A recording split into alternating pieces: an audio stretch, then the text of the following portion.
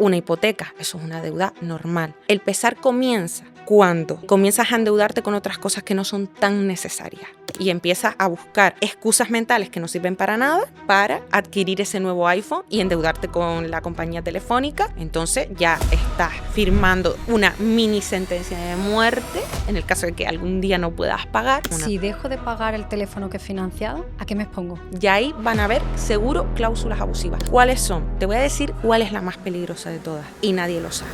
María Isabel Miranda es abogada experta en ley de segunda oportunidad y derecho concursal y ha logrado exonerar más de 80 millones de euros en deudas, ayudando a cientos de personas y empresas a empezar de nuevo. ¿Algo más que tener en cuenta en esa letra pequeña? No firmes permanencia, nunca, nunca, nunca. Yo las tarjetas de crédito no las usaría directamente. Las tarjetas que me parecen muy peligrosas a día de hoy son siempre decir no a las comisiones. Se puede decir no y que el banco te acepte un préstamo sin comisiones, que te abra cuenta sin comisiones. Yo quiero más truco. Cuando el microcrédito te viene en la aplicación, tienes crédito preconcedido de X o te llama tu gestor y te ofrece una tarjeta o un microcrédito, un crédito de 3.000 euros rápido, siempre di que no, porque cuando el dinero te viene de forma espontánea y no lo pides tú, hay que leer entre líneas siempre. Hipoteca y préstamos personales en distintos bancos, nunca en el mismo. ¿Qué es la ley de segunda oportunidad? Es un procedimiento con el que si cumples una serie de requisitos, tú te puedes liberar del 100% de tus deudas. ¿Alguien pasa por este proceso judicial? ¿Se perdona la deuda? En el 95% de los casos, sí. ¿Cuándo realmente podemos pedir ese perdón? Hay unos cuantos requisitos que hay que cumplir. Primero, tienes que ser... ¿Tiene sentido? Tiene sentido. ¿Tiene sentido? Tiene sentido. Tiene sentido. Tiene sentido. ¿Tiene sentido? Tiene sentido.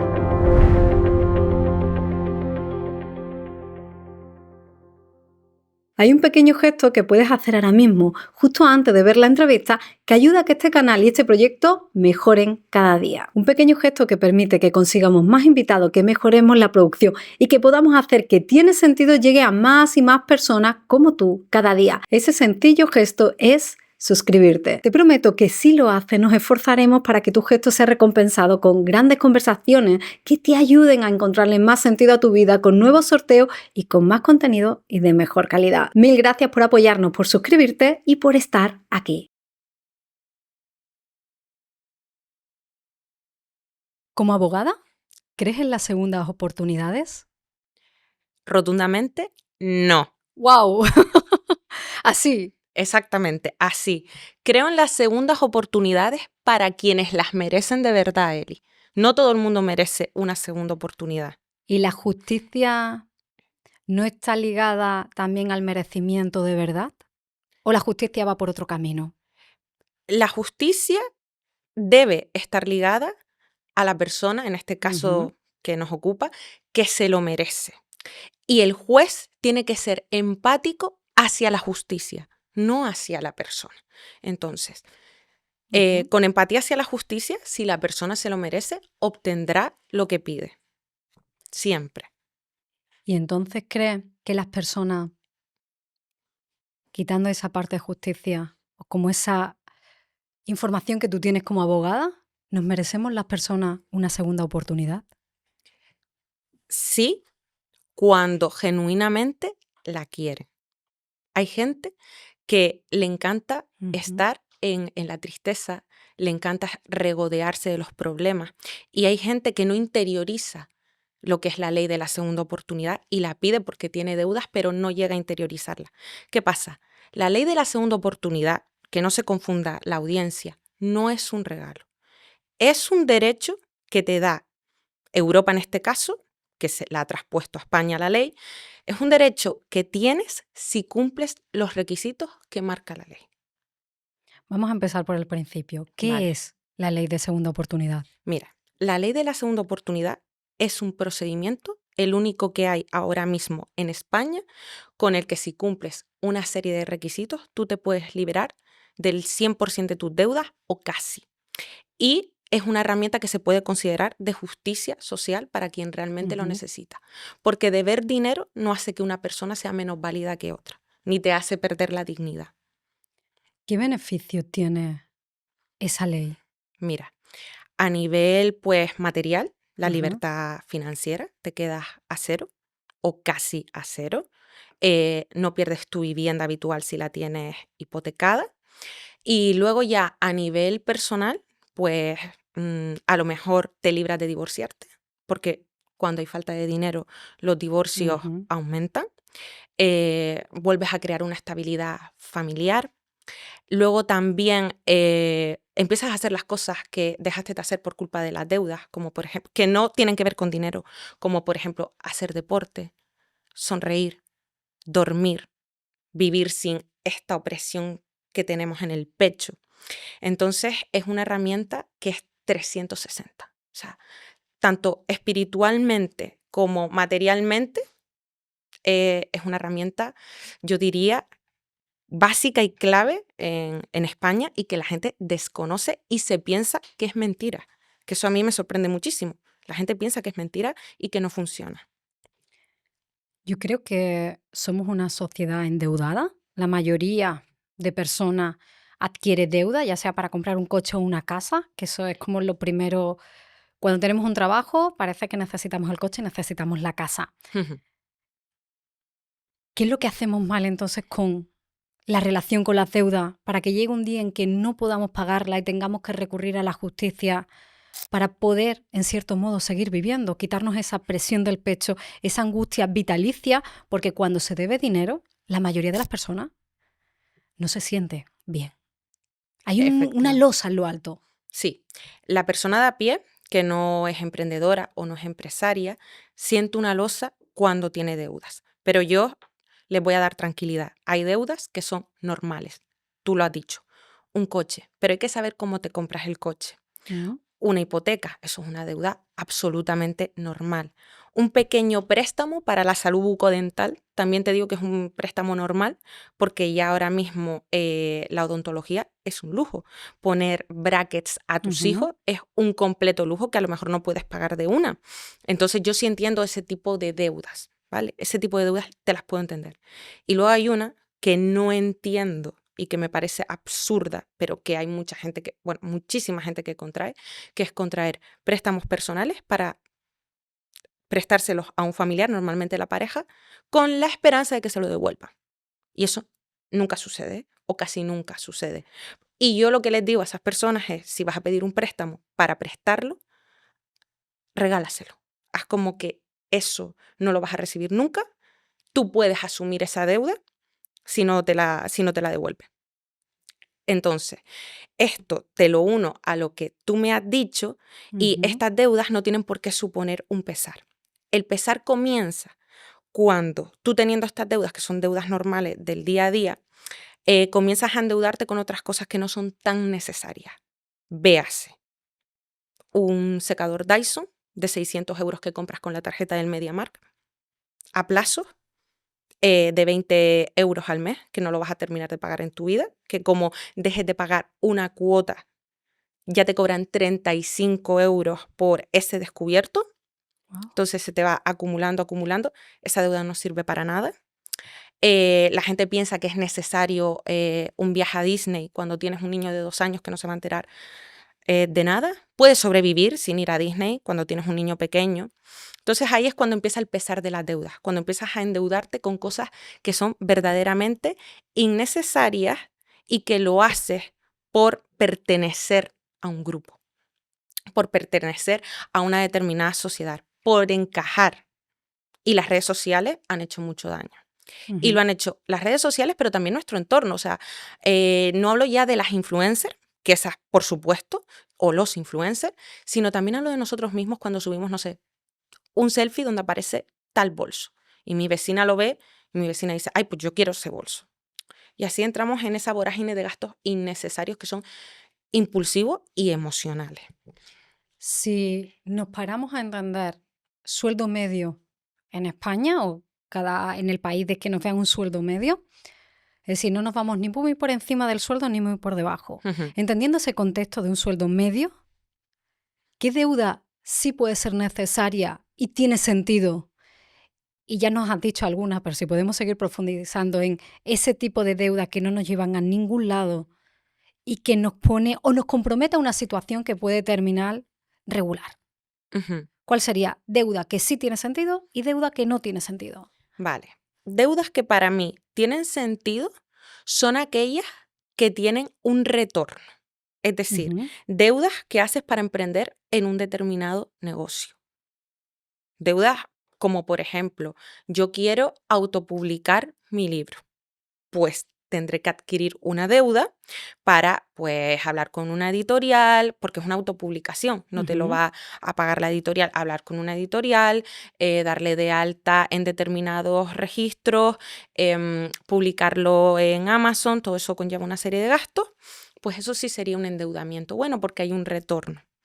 Una hipoteca es mejor que sea cuando la contraes para alquilar ese bien inmueble que para vivir tú. Eso sí son deudas que yo recomiendo que son deudas buenas, deudas que tienen un retorno financiero, Ujú, que es seguro. Y si tú quieres adquirir ese tipo de deudas, primero tienes que analizar si puedes afrontarlas. Luego tienes, una vez que haces el análisis de si puedes o no, tienes que planificar. Si es para un emprendimiento, por ejemplo, tienes que ver a cuánto tiempo va a ser ese retorno. Es decir, yo no puedo decir, bueno, voy a coger un préstamo personal para amueblar mi despacho de abogados y no calcular el retorno de cuándo voy a amortizar eso. Entonces tienes que saber cuándo vas a tener ese retorno. Que ujú. si luego tienes mala suerte, pues bueno, tienes la ley de la segunda oportunidad, pero tú por lo menos lo hiciste con buena fe. Esos son el tipo de deudas que son buenas. Y si te, o por ejemplo, una deuda para comprar un vehículo que es necesario para tu actividad. Por ejemplo, Ujú. una furgoneta para hacer un reparto de pan. Eso sí son deudas buenas. Lo que no son deudas buenas es lo que te estoy diciendo. Para cosas que son innecesarias y que la obsolescencia programada es rapidísima. Porque Dyson te salen, bueno, hablo de Dyson como te puedo hablar de Ujú. iPhone. Te sale uno cada año. Y cuando te sale un iPhone, la cámara del iPhone inmediatamente anterior empieza a fallar, empieza a ser menos buena, la calidad es menos buena. Y ya empiezas tú mismo a decir, ay no, necesito un nuevo iPhone porque se lo he visto a fulana, porque me engana. Y empiezas a buscar excusas mentales que no sirven para nada para adquirir ese nuevo iPhone y endeudarte con la compañía telefónica a 24 meses sin intereses. ¿Sabes qué? Eso son deudas innecesarias. Esa Espero que quedara clara la respuesta. súper clara. Ese Gracias. tipo de deuda innecesaria, Ujú, que son como microcréditos, que de repente pues efectivamente. voy a cambiar los electrodomésticos de la cocina o el nuevo teléfono o un portátil o un X más Y, ¿qué hacemos inmediatamente? O sea, vas a comprarlo y ahí mismo firma, se queda prácticamente ya Mm, hecho como la financiación, pero no te da tiempo a leer la letra pequeña. ujú. Y no nos paramos porque tú dices, bueno, lo voy a poder devolver. Nunca piensas que ese microcrédito no lo vas a poder devolver porque a lo mejor estamos hablando 1.000, 2.000 euros. Tú dices, bueno, más o menos es asumible. ¿Qué no estamos leyendo y deberíamos saber hoy?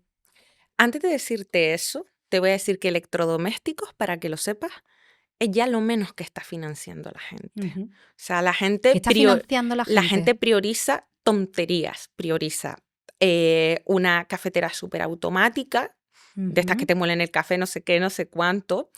La gente prioriza tener un buen ventilador, innecesario. La gente prioriza un secador y aplaza un secador de 100 euros. La gente prioriza ese tipo de cosas. Ya la gente no te prioriza un buen colchón. Ya la gente no te prioriza todos los ujú, electrodomésticos y parece que es un fastidio para esa gente tener que renovar electrodomésticos. Prefieren irse al lujo o a lo innecesario que suele estar asociado con el ujú, lujo o con las marcas. Cuando el microcrédito viene ofrecido por un banco, es decir, te viene en la aplicación, te viene, tienes crédito preconcedido, que suelen ser mini ujú, créditos, crédito preconcedido de X, o te llama tu gestor y te ofrece una tarjeta o un microcrédito, un crédito de 3.000 euros rápido, ya a tu cuenta, siempre di que no, porque cuando el dinero te viene de forma espontánea y no lo pides tú, hay que leer entre líneas siempre. O sea, ese mensaje que a mí me aparece en mi iPhone de vez en cuando de ¿tienes preconcedido 10.000 euros? Porque Sí, me llega cada dos por sí. tres, ¿eh? A toda España que tenga una nómina de 1.200 euros, le llega. A lo mejor no de 10.000, de 3 le llega. Cuando el dinero te viene hay que decir siempre no. Y cuando te llama el gestor en el que tú has confiado durante 20 años, dile que no también, porque el gestor ya no es esa persona de hace 20 años. El gestor ahora se ha convertido en un vendedor, porque tiene que llegar a una serie de ratios, a una serie, bueno, yo le llamo KPIs porque vengo del retail, a una serie de objetivos, ¿vale? Entonces, ya no puedes confiar en el gestor, es un vendedor. Y si no llega a esos objetivos, lo echan a la calle. Entonces, cuando el dinero te viene, di que no. Y ahí van a haber seguro cláusulas abusivas. ¿Cuáles son? A lo mejor ves un interés nominal interesante, pero no cuentas con el TAE. Luego no cuentas que hay una comisión de apertura, que suele ser entre el 0,25 y el 0,35, que eso es una locura. Comisión o sea, por abrir la operación ya te están cobrando una comisión. Eso me parece a mí, Cetelem lo hace, por ejemplo, una locura. Y si yo quiero, por ejemplo, amortizar ese préstamo, pues porque empiezo a ganar más dinero, pues porque quiero quitarme deudas, también hay una comisión por cancelación anticipada del préstamo. Y ahí di que no. O sea, las tarjetas que me parecen muy peligrosas a día de hoy son Cetelem, MediaMarkt e IKEA. Y no te voy a decir, bueno, Cetelem ya es un banco por sí mismo, no te voy a decir qué bancos están detrás de IKEA y de MediaMarkt. Pero son bancos... ¿Por qué no me lo quieres decir? Bueno, vale, es CaixaBank Payments and Consumer y Santander. Y luego se van rotando, porque luego van cambiando los contratos. A lo mejor IKEA pasó de ser de Caixa, pues contrató con Santander y van cambiando así. Entonces sí, te lo voy a decir. Ya No está quería, dicho. pero bueno, ya está dicho. dicho. Lo que he dicho no es una mentira, aparece en el Banco de España. Si es público, nos ha ayudado a encontrarlo. Exacto. Esas dos tarjetas son muy peligrosas. ¿Pero por qué? ¿Por qué le llamas peligrosa? Porque tienen unas tasas de interés del 23%. O sea, si vas sumando comisiones y no sé qué, no sé cuánto, si tú vas a comprarte unos muebles de 1.000 euros, acabas pagando, si pones la cuota mínima, 3.000, por lo menos. O sea, si pones la cuota mínima, eso es un peligro, ir con cuotas mínimas pagando. Porque los intereses van subiendo, van subiendo. Para que alguien que no esté muy familiarizado, has puesto encima de la mesa un término que es TAE. ¿Te importa si lo definimos para que alguien que nunca haya estado en contacto con la deuda o nunca se haya parado a entender su propia deuda, que empiece a tomar el control de la información, porque eso es lo que creo que va a ayudar esta conversación a que la gente se sienta responsable de lo que ha firmado o puede firmar en un futuro? El TAE, está el interés nominal, que es el interés que te ponen, y el TAE se mide es también una tasa de interés que se mide porcentualmente año a año y es lo que marca el interés de la operación crediticia, lo que va sobre el principal. Entonces se suma TAE más interés nominal, se te va para arriba. Se te va a un 21, 22, 23. Este tipo de tarjetas, que son las famosas llamadas tarjetas revolving, que no es mi especialidad, no las llevo, pero bueno, se detectan al ojo. Gracias a los divulgadores se detectan muy fácilmente. ¿Y por qué no hay una regulación que marque al menos esos máximos o hasta dónde nos llevan con esos intereses? Porque las políticas fiscales de España no se han parado a hacer una regulación a las entidades de crédito donde le digan, hasta aquí llegaste. Y para darle este crédito a esta persona, tiene que cumplir estos requisitos. No puedes dar crédito sin ton ni son a una persona solo por tener nómina. Una persona que tiene nómina de 1.200 euros a día de hoy tiene una facilidad mayor de acceder al crédito rápido que yo, que soy ahora mismo solamente autónoma. Muchísima más facilidad. Yo siendo autónoma tengo que presentar IRPF, tengo que presentar mis últimos movimientos, tengo que presentar muchísimas cosas. Y a lo mejor yo puedo llegar a cobrar 20 veces más que una persona que cobra 1.200 euros. Y esa persona tiene disponible en 10 segundos. Yo en mi caso tenía, cuando trabajaba por cuenta ajena y por cuenta propia, 60.000 euros. Al segundo lo tenía. Dejé de trabajar por cuenta ajena, pero ahora gano más porque también trabajo más, o sea, me dediqué solo a una actividad y me he matado para ganar más, ya esos 60.000 euros desaparecieron de mi cuenta, o sea, de mi disponibilidad permanente, que nunca los toqué, pero ya no los tengo. ¿Qué garantía da una nómina a una entidad para darte financiación? Pues que vas a tener unos ingresos recurrentes de donde A el priori. banco puede, exacto, a priori, de donde el banco puede tirar, Ujú. pero también el banco cuenta con que luego vas a tener el paro Claro, el o finiquito, el paro. finiquito y luego del Ujú. paro cualquier ingreso mínimo vital. Y se espera que la gente con ese miedo, con esa angustia, pague las deudas, porque la gente sigue siendo responsable y la gente sigue queriendo pagar las deudas al banco Ujú. y es lo que se debe hacer. Yo no estoy invitando a la gente a que deje de pagar, todo lo contrario. Pero sí es cierto que nos creemos que somos superhéroes y que somos superinteligentes y lo que no vemos es que cada año la comida sube, cada año la luz sube, el gas, el agua, el alquiler te puede subir un Ujú. 10, un 20% si te va a finalizar el contrato y el casero quiere subirte la renta, está en todo su derecho. Entonces, claro, tu capacidad para pagar préstamos personales innecesarios en la mayor parte de las ocasiones decrece, porque tienes que pagar tus gastos esenciales y no puedes dejar de pagar tu alquiler ni tu hipoteca, porque es tu techo. Entonces ahí donde viene el endeudamiento. Y es lo que la gente no piensa. Entonces los bancos dicen, bueno, este tiene una nómina, yo quiero cobrar intereses, ya está ahí. El negocio está hecho El negocio está totalmente para una de hecho. las partes. Exactamente. Y te voy a contar una cosa de lo que me preguntaste de qué cláusulas tenemos Ujú. que mirar en los contratos. Te voy a decir cuál es la más peligrosa de todas y nadie lo sabe. Bueno, nadie no, sí lo sabe la gente que ha estudiado, ¿no? Cuando tú te abres una cuenta bancaria simple y llanamente, estás firmando que si tú, por ejemplo, te abres la cuenta, coges la hipoteca con ese banco y Ajá. tienes un préstamo y además tienes domiciliada tu nómina y todas tus cosas, tu coche, tu seguro médico, tu seguro de deceso, el colegio del niño, el comedor, lo que sea, tú, por ejemplo, has tenido un mal mes, has tenido un gasto extraordinario, como por ejemplo pagar un tratamiento médico Ujú. de un familiar. Entonces tú has decidido, pues mira, pago los recibos, pago mi hipoteca, pero no llego al préstamo personal. Entonces pon tú que los recibos se cargan el día 1, la hipoteca también, y el préstamo se carga por lo que sea el día 3. ¿Sabes qué hace el banco? El banco devuelve esos recibos. Si llega el día 3 y tú no tienes dinero suficiente en la cuenta, el banco devuelve esos recibos, tu seguro del coche, tu seguro médico, tu Ujú. seguro de deceso, para poder cobrar, incluso hasta la hipoteca, para poder cobrar su préstamo primero. O sea, el banco es yo primero. Sí. Y devuelve tu seguro médico, que igual tienes un accidente y como Bueno, tienes una cuota impagada no te atienden. el seguro médico tú dices, bueno, en este país tenemos sanidad pública, Sí. todavía tú dices, vale, pero si me cortan la luz o el agua, Ujú.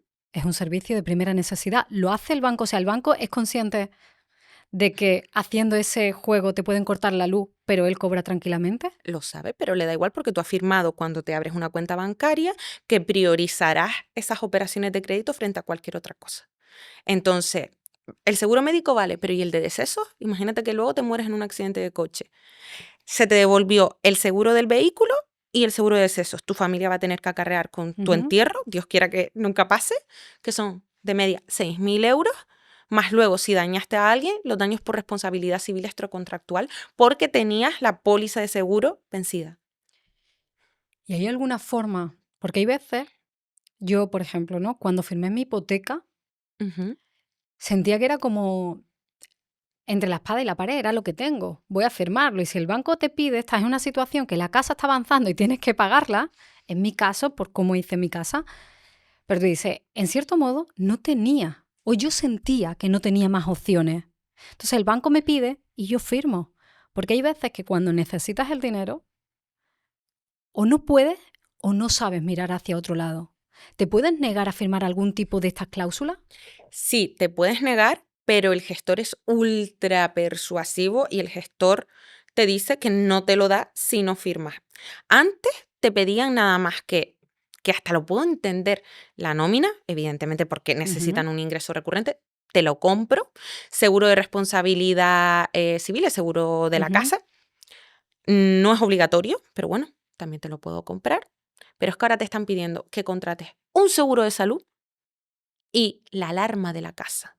Te lo están exigiendo también, te están exigiendo más producto y más producto y más producto.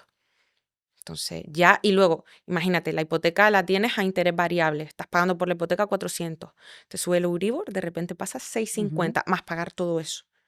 Ya tu capacidad para el gasto de los otros préstamos que tienes se reduce considerablemente. Sobreendeudamiento. Ya empieza a dejar de pagar cuotas de esas tarjetas, cuotas de los préstamos personales, incluso atrasarte con los pagos de hipoteca. Y en ese caso, ¿te puedes negar y renegociar con el banco?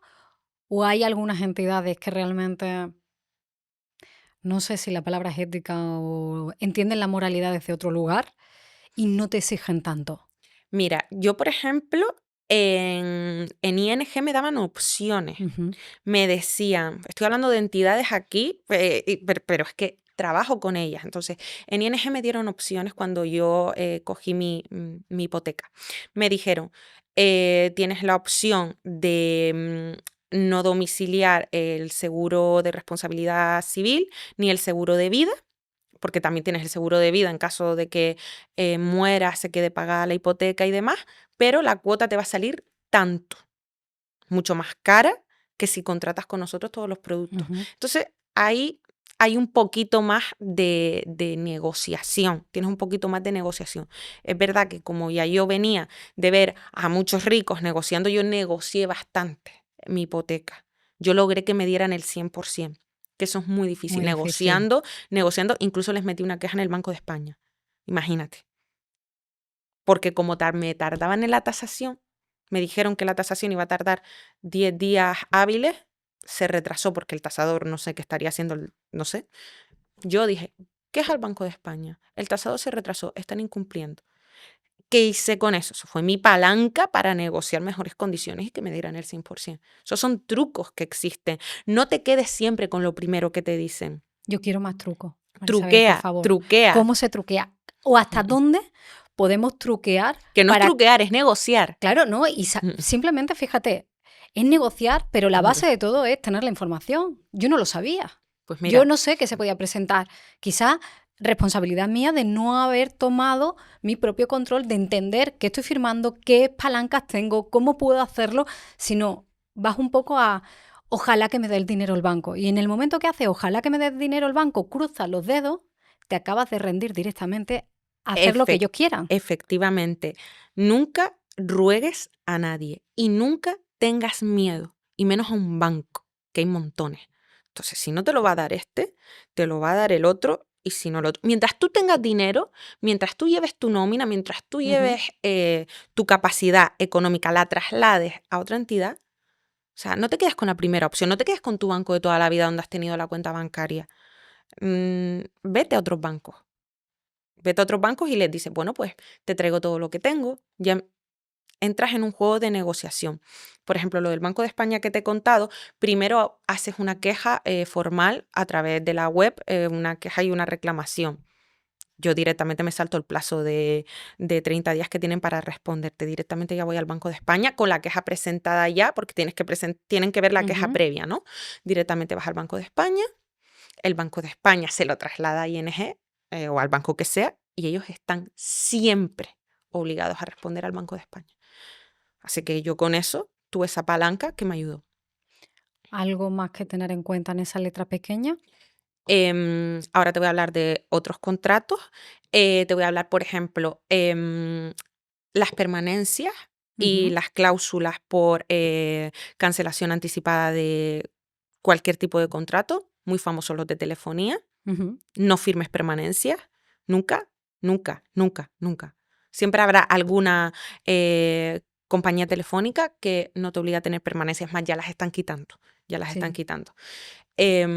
Eso tienes que tenerlo en cuenta. Pero Mm, ahora hay algunas que te obligan a firmar permanencia porque entonces la puerta de entrada es financiarte X teléfono. Si Exactamente. financias, pues claro, el tiempo de financiación al final es una permanencia. ¿Por qué? Porque quieres el iPhone 16 Pro Max Sí, de 1 TB de almacenamiento.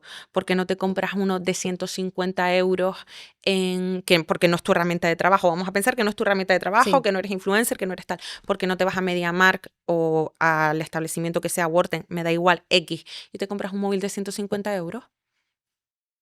Eso es porque quieres algo innecesario.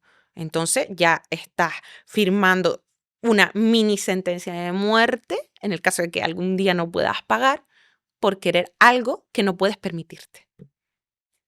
Ahí tienes Porque una. si dejo de pagar el teléfono que he financiado, ¿a qué me expongo? A que te metan en el ASNEF.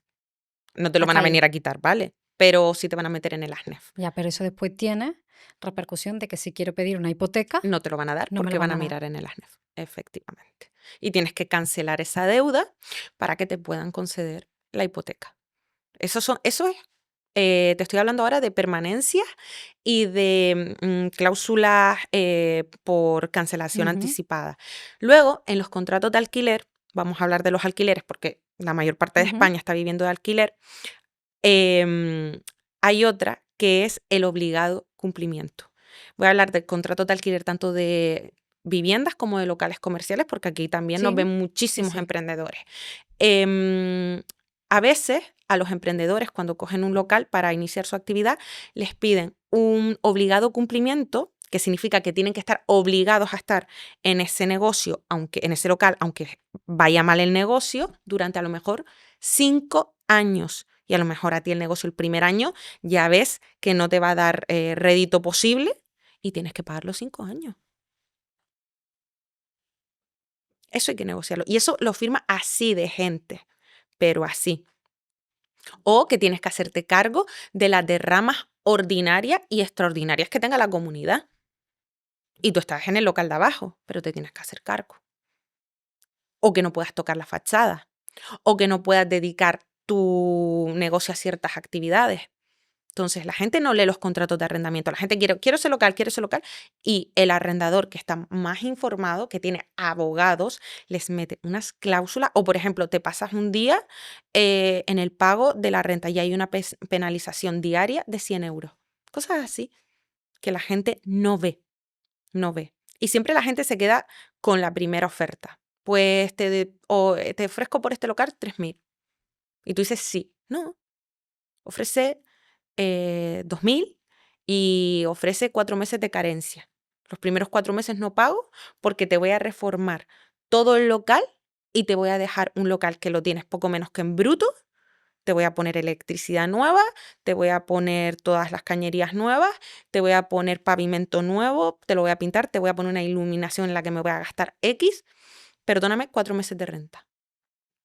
Eso no lo hace la gente. La gente a lo mejor te pide de carencia 1, 2 meses. Eso no es nada cuando estás iniciando un negocio. La emocionalidad nos nubla. Muchísimo. Y el miedo. Tenemos vergüenza a pedir cosas. Yo Sí. me di cuenta, estuve 5 años dedicándome al retail, llevaba la expansión y el departamento legal, de que la gente, uno, no sabe decir no, y dos, tiene vergüenza a pedir. Y yo eso lo superé, porque me tocó renegociar las rentas porque teníamos las tiendas cerradas. 50 tiendas cerradas. Bueno, en aquel momento tenemos 40. 40 tiendas cerradas, imagínate. Una empresa que facturaba 130 millones de euros, de repente, cero durante 3 meses. Pues hubo que llamar. Eso, ahí aprendí. Pero es muy duro llamar a alguien y decirle, mira, ¿me puedes condonar la deuda este mes? Porque es que por culpa del gobierno, de la política del gobierno, se ha decidido que mi local tiene que estar cerrado, mi actividad tiene que estar absolutamente parada, no estoy generando ni un euro y me está el Estado, que no tú, lo cual es injusto, privando de mi libre uso y posesión del local. Por lo tanto, no tengo por qué pagarte. Porque en mi contrato dice que yo tengo el libre uso y la posesión del local, pero ahora mismo, por culpa del gobierno, no la tengo. Por tanto, no voy a pagarte, porque no puedo Pero pagarte. ahí en ese caso el arrendador es el que termina perdiendo. Sí, en ese caso el arrendador terminó perdiendo. Pero claro, el arrendador tiene que perder hoy para ganar mañana. Piensa que el arrendador lo que piensa, porque el arrendador suele ser un empresario que tiene Ujú. mucha más visión, piensa, mira, de esta empresa X, este arrendatario me ha pagado siempre la renta puntualmente, me tiene el local espectacular, precioso. No sabemos lo que va a durar esto, vamos a ir mes a mes viendo, este mes, ¿vale? Yo pierdo este dinero porque sé que tú vas a continuar conmigo, que tú vas a continuar conmigo y que no me interesa perderte y no me interesa que te vayas Ujú. porque yo no sé qué va a pasar después de la pandemia. Esto fue cuando la pandemia. No sé qué va a pasar después y no sé si voy a volver a comercializar ese local. Y si se me queda el local cerrado, ¿qué? El arrendador pierde, pero el arrendador no puede ser cortoplacista. El arrendador tiene que aceptar perder hoy para ganar mañana. O por lo menos asegurarse que no va a perder más. Tengo dos cuestiones todavía porque quiero ir ahora a esa parte de cómo podemos tener una segunda oportunidad, Sí. pero todavía tenía dos cuestiones más al respecto con el tema de la letra pequeña. Ujú. Una es primero, porque cuando voy hoy en día a comprar, aunque sea un cosmético de 50 euros, tengo un botón así que me buscan para la financiación. Puedes pagarlo en 3 meses. Sí. Es decir, es que cada vez queremos endeudarnos más porque yo todavía no le he encontrado mucho sentido a por compras muy bajitas. Es que la gente pide financiación para eso. Sí, muchísimo. El carro del Sein de 90 euros mensual que te compra a 3 meses con plataformas tipo Secura, tipo Sí. Aplázame, es súper habitual. Además, una deuda muy reciente que tengo encima de la mesa es un secador con Aplázame de 100 euros a 3 meses. Un secador. Y hay secadores de 9,90 en MediaMarkt, que parece que MediaMarkt me está patrocinando. No, que yo me los he comprado en algún apuro que he tenido en algún viaje y secan igual. Te seca igual que un Parlux que vale 120, por ejemplo. Para no volver a nombrarte a Dyson. ¿Sabes? Que Pero es te secan como, igual. parece que estamos normalizando la Sí. deuda. Sí, porque te dicen que son 3 meses sin intereses, pero pagas una comisión al principio. Esa era mi segunda Pagas pregunta. una pequeña comisión al principio. No se te queda en 90 euros el carro, se te queda a lo mejor en 95. Ya esos 5 euros, tú Porque empiezas. es como sin intereses. Todo ahora es financia sin intereses, hasta no sé cuántos meses sin intereses, sin intereses. Sí, pero tienes la comisión de apertura. Pero claro, no puede ser sin intereses, porque yo dudo que alguien que ahora de repente las financieras no se han convertido en una ONG.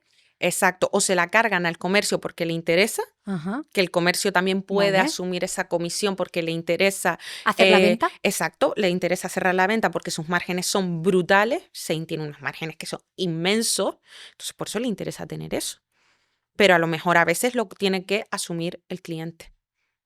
Suele ser una comisión de apertura. No suele Vale. ser. Pero hay en algunos que también te meten intereses. Poquito, pero también te meten, aparte de la comisión. No te he preguntado antes y creo que es interesante entender cuando hablábamos de cláusula abusiva, como Ujú. esas tarjetas que hemos nombrado de 20, 21% al final terminas pagando de interés. Hoy en día, ¿cuál sería como un ratio, un rango no abusivo que te lo puedes plantear si estás buscando esa deuda? Y a partir de cuál tú dices, mira, esto, mira otro sitio de otra manera porque puedes realmente conseguirlo mucho mejor. Mira, yo las tarjetas de crédito no las usaría directamente. Ujú, O sea, las uso, pero sin pago fraccionado. Es decir, pago al contado, pero las uso porque dan otra serie de beneficios tipo seguros y demás. ajá. Pero yo, si tuviera que hacer una compra que requiriese que yo me endeudase, no lo haría con una tarjeta, sino con un préstamo personal. Porque normalmente los intereses son del 9%, 8, 9. Son intereses que Hablamos ahora en España, en porque España si ahora alguien son altos. de América Latina nos está escuchando, piensa que esto Ujú. es un regalo, porque los intereses que tienen las tarjetas de crédito En Argentina, por ejemplo, son o una en locura. México es una Sí. locura, es En una Argentina es locura, una locura. es una locura. Sí, sí, sí. En Argentina eso es impagable, es una locura. Pero, por ejemplo, haría un préstamo personal de 8 o Ujú, 9% y jamás me iría a tarjetas, por ejemplo, ya 19%, según las últimas sentencias, si no tengo mal entendido y no ha habido una reciente que tire para atrás, ujú. pero no, ya ven que 19% ya no es abusivo. O sea, están entre 18 y 19 que ya no lo ven abusivo. 21, 23 ya es abusivo totalmente. Yo, por ejemplo, no compraría con tarjeta de crédito por eso. Y la Vale. gente que va, la gente es que le encanta la tarjeta de crédito asociada a un comercio en específico, tipo el Corte Inglés. Esa le encanta a Media España. Esa es una tarjeta muy peligrosa, muy peligrosa. Porque para entender cuando firmamos, porque claro, te dicen, no, esto tiene tanto por ciento, pero no empezamos el sumatorio no lo hacemos, la apertura, la cancelación. ¿Cómo deberíamos hacer la operación? Que tú saques tu calculadora, tu móvil y digas, voy a entender bien lo que me está poniendo aquí, porque si me da las cifras desgranadas, no estoy entendiendo lo que estoy firmando, ni a cuánto asciende esa cantidad de intereses. Mira, ahora mismo sí es cierto que yo he hecho simulacros y, por Ajá. ejemplo, algunas entidades de estas que te van aplazando, tipo Cetelem y tal, sí te dicen que si lleva 12 meses, si lo haces a 12 Ujú. meses, terminas pagando tanto. Si lo Vale, haces a 24, terminas pagando tanto. Así que sí te lo están vale. diciendo, no todas, pero ya la gran mayoría sí te lo están diciendo. Lo que debes hacer es ver a cuántos meses, cuánto es el interés. O sea, a más meses siempre va a ser más intereses porque va sumando, porque el interés se suma cada mes sobre el principal y ahí sacarías la cuenta. Si es a 12 meses, pues lo multiplicas por la tasa de interés que es, sacas la cuenta de lo que al final vas a terminar pagando, pero a cuantos menos meses pagues, menos intereses vas a pagar. O sea, a cuantos menos meses lo pongas, menos intereses pagas. Vale, y decía, prefiero un préstamo personal antes que pagar con tarjeta. ¿A partir de qué cantidad puede tener sentido que yo vaya a un banco a pedir un crédito personal? Para mí, Porque el secador, yo voy al banco por 100 euros para un secador y se va a reír de mí el banco. Es como, exacto, para mí yo te pondría pues a partir de unos 1.000 largos, 2.000. vale. Podría tener sentido sacar un préstamo por 2.000 euros. ¿Qué pasa? Que la gente no lo va a sacar por lo que necesita. La gente siempre lo saca por más. Dice, bueno, ahora voy a coger 3.000, aprovecho, cancelo esta tarjeta que tengo aquí Ujú. yo qué sé, me lo invento, de Cetelem con la que compré el ordenador, aprovecho y pago lo que quiero comprar en el otro lado. ¿Vale? Y esa es como una pequeña reunificación, pero lo que no sabe la gente es que ahí la bola de nieve va creciendo.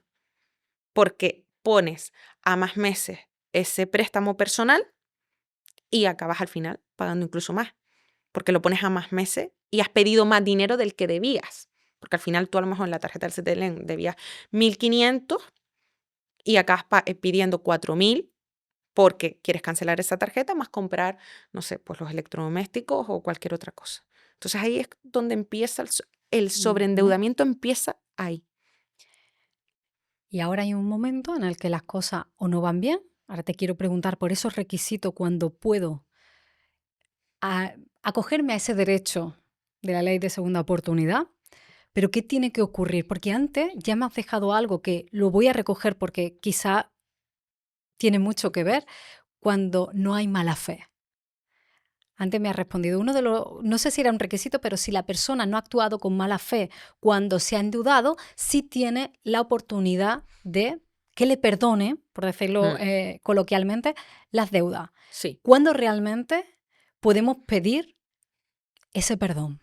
Casi nadie habla de dinero. Es uno de esos temas que incomodan y que generan silencio, incluso entre personas que se quieren. Pero si nunca hablamos sobre este tema, ¿cómo vamos a aprender a gestionarlo mejor? ¿Cómo vamos a tomar decisiones más conscientes? ¿Y cómo vamos a solucionar los problemas que tengamos sobre este tema con nuestra pareja, familia o amigos? Por eso hemos creado Hablemos de Dinero, un set de 88 cartas para transformar cómo nos relacionamos con el dinero. No se trata solo de preguntas. Es una herramienta para abrir conversaciones reales, sin presión, sin juicio y desde la curiosidad. Cada carta está diseñada para invitar a la reflexión, ya sea en solitario, en pareja o en grupo. Las preguntas abordan desde hábitos de consumo hasta creencias arraigadas sobre el dinero, facilitando un espacio seguro para el diálogo y el autoconocimiento. Tanto si nunca hablas de dinero como si ya reflexionas sobre ello, Hablemos de Dinero te ayuda a profundizar y a fortalecer tus relaciones a través de una metodología que hace que hablar de algo tan difícil sea mucho más sencillo. Puedes conseguirlo en azimutlife.co/Hablemos de Dinero, escaneando el QR en pantalla o desde el enlace en la descripción. Hay unos cuantos requisitos, aparte de la buena fe, que para mí es el más importante de todos, que hay que cumplir. Y te los voy a decir mezclando varios Ujú, artículos. ujú. Primero, tienes que ser residente en España. No hace falta que seas español, puede ser de cualquier nacionalidad siempre y cuando tengas un NIE. Luego tienes que tener más de un acreedor, pero eso te lo cojo con pinzas porque yo tengo 3 resoluciones en las que con un solo acreedor me han perdonado la deuda. ¿Por qué? Porque el juez ha tenido empatía hacia la justicia.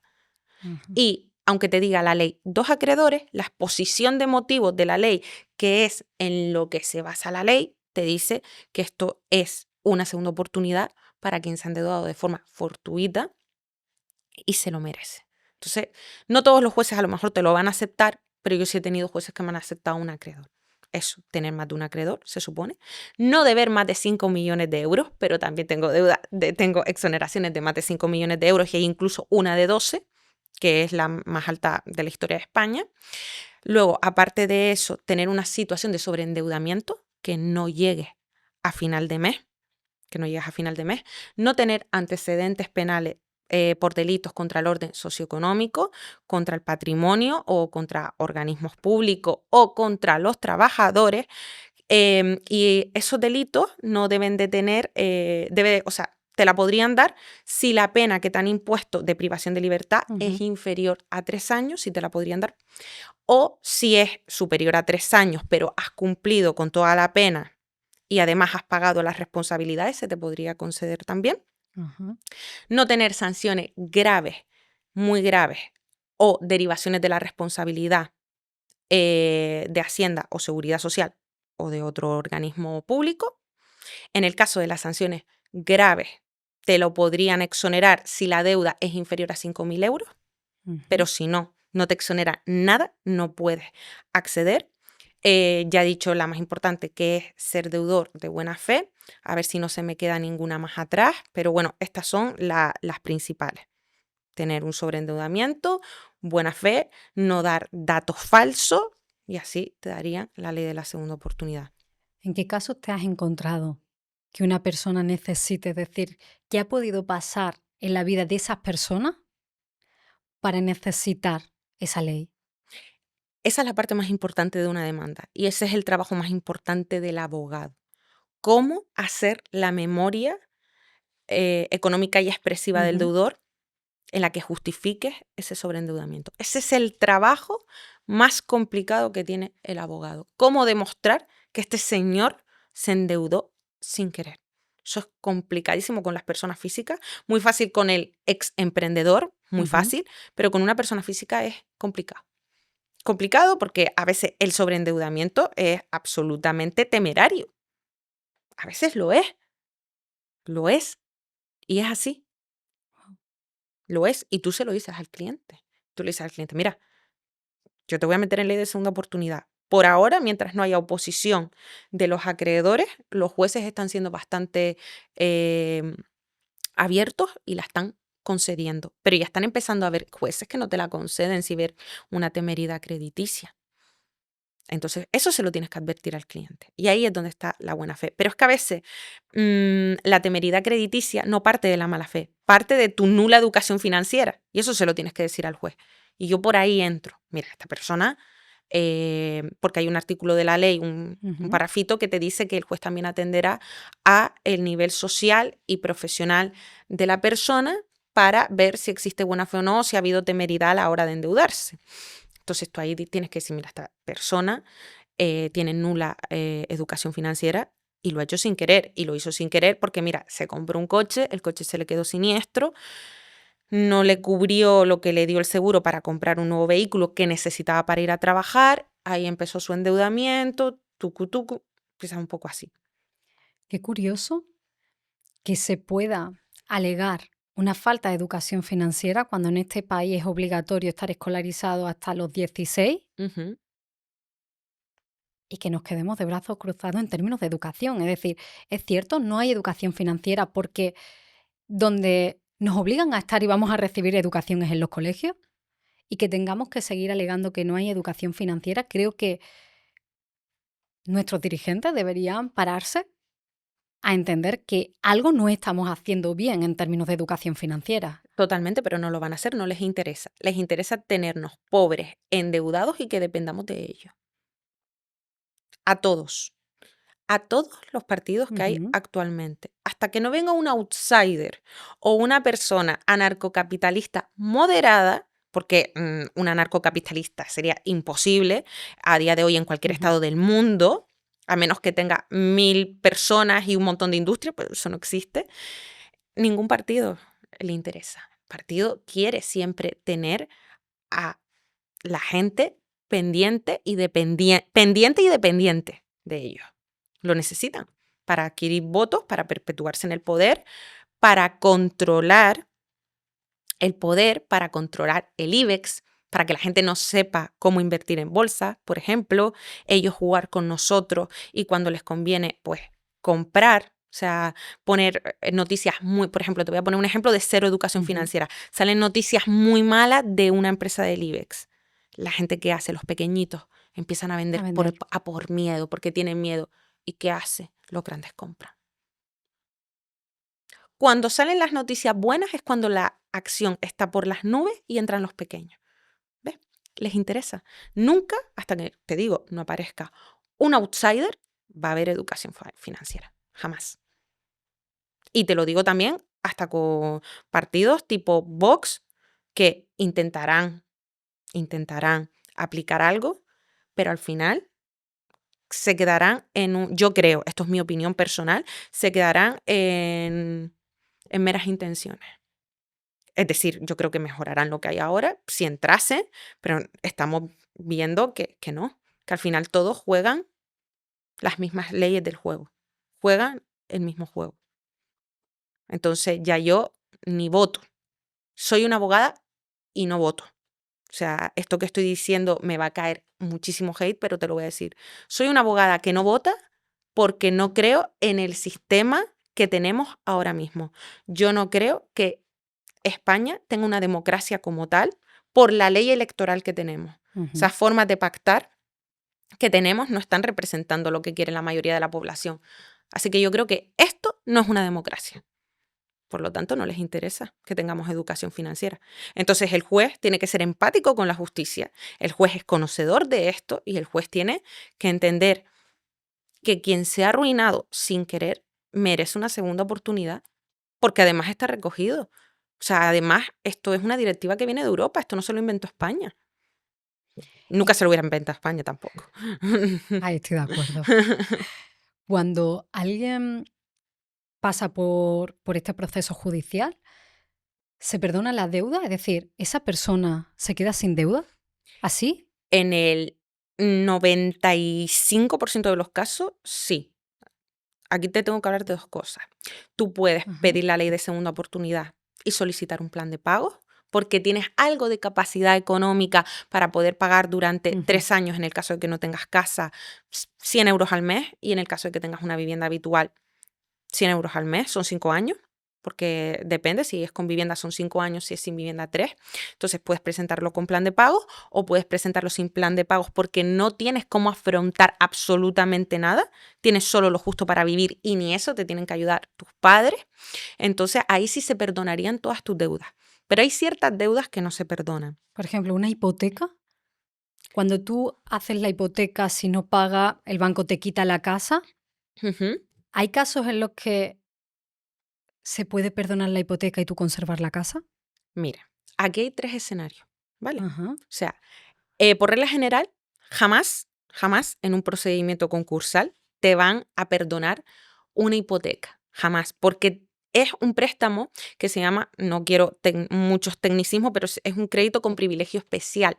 El privilegio especial es la garantía es el título hipotecario, ¿vale?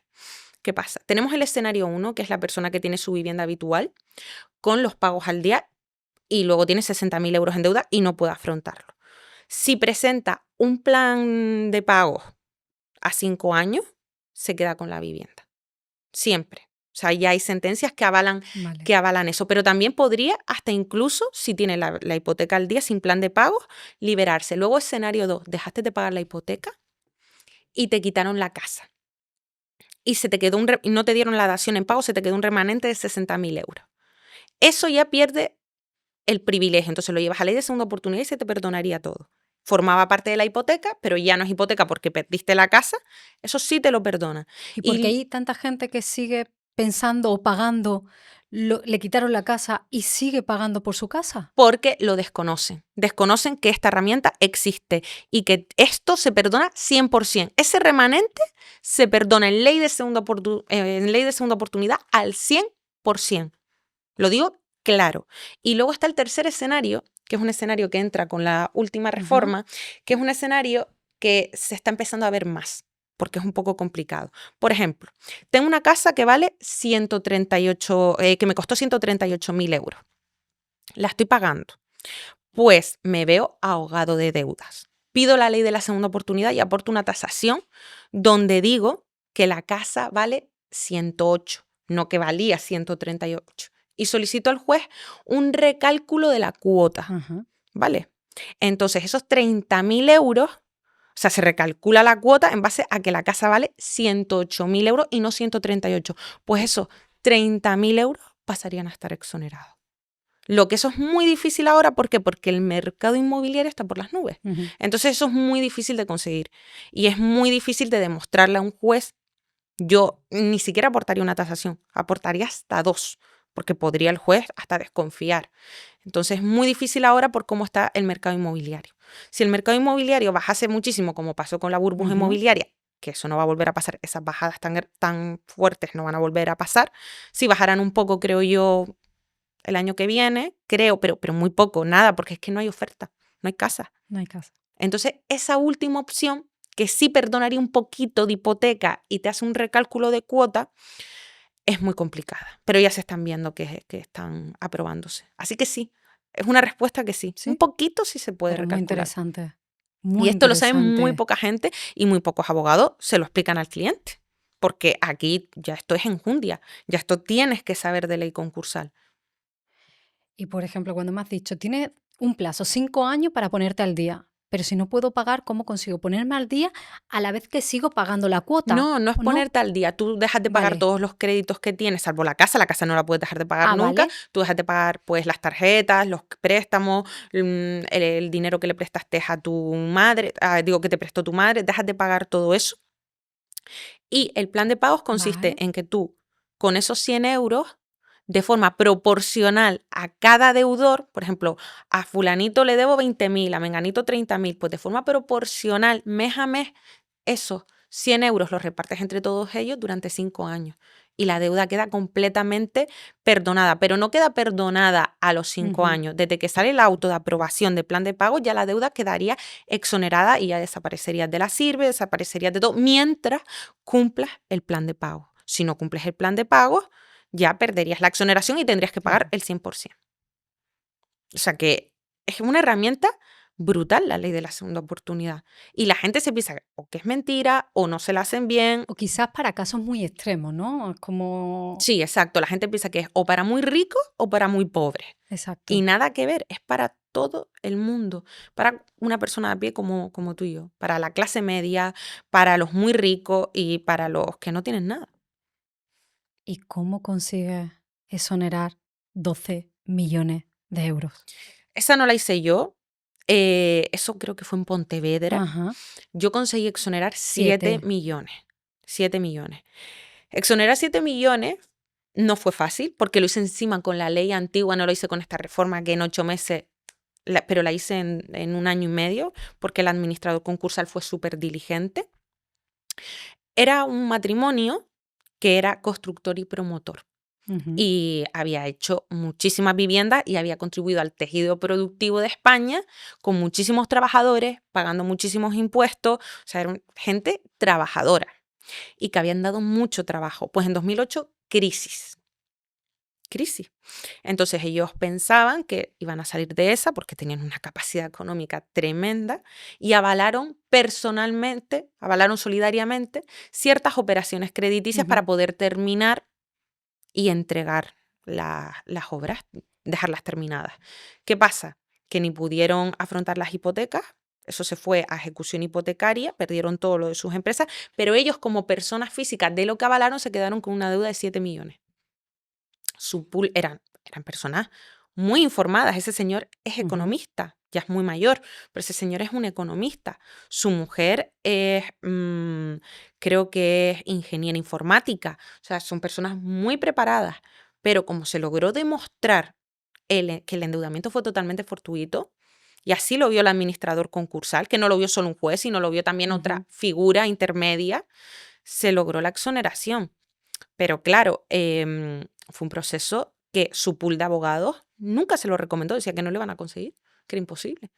Entonces un amigo que había en común dijo, esta abogada te lo va a llevar. Vale, entonces nos ponen en contacto, yo me lo tomo como un reto, pero claro, ese amigo en común tenía intereses. ¿Cuáles eran esos intereses? Pues esos intereses era que esas viviendas que estaban hipotecadas a nombre de las sociedades que ya estaban en ejecución hipotecaria, que ya se había vendido, esas hipotecas se habían vendido a fondos buitres, él estaba negociando con esos fondos buitres para quedarse esas hipotecas. Y yo mientras iba ganando tiempo porque pedía las suspensiones de ejecución, porque se puede, es una de las armas de la ley de la segunda, bueno, de la ley concursal, Es decir, cuando tú que se pueden inicias el utilizar. procedimiento, Se puedes puede pedir. solicitar la paralización de las ejecuciones hipotecarias. Y como ellos eran avalistas solidarios, podía paralizarse para ellos dos. Pero claro, cuando se paraliza para dos, pero luego la empresa quedaba fuera, ya todo el procedimiento se ralentiza mucho. Entonces, ¿qué le daba tiempo? Pues a ese intermediario yo le daba tiempo para que negociara con el fondo y se posicionara en la posición del fondo y acabase adjudicándose la vivienda, pues por menos de un tercio, por una chorrada de dinero. ¿Por qué? Porque tenía la liquidez y porque sabía los trucos de los ricos. Y es así, como bien tiene los libros Juan Aro, sabía los trucos de los ricos. Entonces, fui un peón, pero fui un peón aventajado. Quiero decir, luego lo aproveché en mi beneficio. Yo haber ganado esto como jurista y especialista en derecho concursal para mí fue explotar, porque yo llevaba haciendo esto 10 años, pero lo compaginaba con otros trabajos, porque yo siempre decía, siempre me va a quedar esto, y esta era mi verdadera pasión. Pero sí sentía que necesitaba estar en una gran empresa en Canarias, trabajando para darme a conocer y para tener más prestigio el día de mañana cuando saltara sola, pues como emprendedora, como abogada. Entonces fui un peón, pero lo aproveché. Salió en medio y es una noticia que se puede leer en prensa. ¿Te ayudó? Muchísimo, salió hasta en el Consejo General de la Abogacía. Es decir, yo soy no soy una simple divulgadora, tengo respaldo, tengo un respaldo atrás grande, que no solamente es esa sentencia, sino, bueno, sentencia auto, sino muchísimo más. O sea, he trabajado muchos años en esto. ¿Qué otro tipo de caso has conseguido exonerar la deuda? Todos. O sea, yo todos los ¿En, que he hecho. en qué caso? Es decir, situaciones, pues ahora hemos entendido, ¿no? Un tema de construcción, pero por si hay alguien que diga, uy, eso se parece a mí, mi caso puede ser parecido a este. ¿Qué tipo de situaciones? Vale. Desde una persona que se quedó en el paro, X. Desde un funcionario. Desde una persona que cobra 3.000 euros al mes, que es un buen sueldo, pero antes cobraba, bueno, 3.000 euros al mes eran unos 50.000 euros al año, pero antes cobraba 90.000. Desde esa reducción de ingresos, desde una persona que abrió una peluquería y al año y medio la tuvo que cerrar. Personas que durante la pandemia se quedaron en ERTE porque trabajaban en el sector hotelero u hostelería. Todo tipo de personas se puede acoger a la ley de la segunda oportunidad siempre que cumpla los requisitos y no pueda pagar. Todas, a menos que eso. El requisito más importante es, por supuesto, la buena fe y temas de Hacienda Seguridad Social. Pues esas son. Eso sí que te dice el juez, no. Si tienes una sanción muy grave o derivación. ¿El Estado no perdona sus deudas? Solo hasta 10.000 euros. Y solamente la Agencia Estatal de la Administración Tributaria, la Seguridad Social y las haciendas forales. Se olvidaron de Islas Baleares, que tiene su propia hacienda, y de Canarias, que tenemos nuestro IJIC, que no nos regimos por el IVA. Pero ya salió una sentencia de la Audiencia Provincial de Islas Baleares condonando también los impuestos hasta 10.000 euros y estamos pendientes de que salga la de Canarias, que hasta ahora yo no la he visto, que condone los IJIC. Pero 10.000 euros no es mucho. No es nada. Y querían poner 1.000. O sea, cuando se estaba redactando el texto refundido de la ley concursal, querían poner 1.000 euros. Menos mal que la ASPAC, que es la Asociación de Administración Concursal y demás, lo peleó para que se subiera a 10.000. Entonces, todo esto se ha subido al Tribunal de Justicia Europeo, se ha elevado esta cuestión. Y el Tribunal de Justicia Europeo, poco menos que se ha lavado un poquito las manos y ha dicho, bueno, pues que cada estado lo regule como vea y que cada juez lo regule como vea en base a la exposición de motivos nuestra. Entonces ahora volvemos a estar a la espera a ver si algún juez dice, te condono más de 10.000 euros. Es que me parece poca cantidad, sobre todo si hablamos en términos empresariales.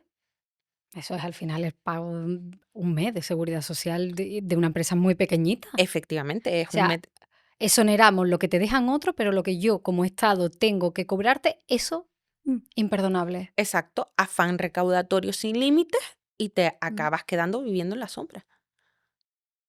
Tienes que vivir en la sombra. Porque arrasan con todo. Con todo.